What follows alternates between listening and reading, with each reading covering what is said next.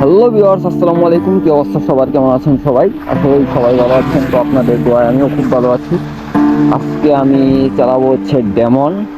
তো ডেমনের হাই স্পিডটা চেক করব। অবশ্যই এখানে চেক করা হবে না, কারণ ওই রকম রাস্তা নাই। তো যে পর্যন্ত উঠে আমি সেই পর্যন্তই চেষ্টা করব।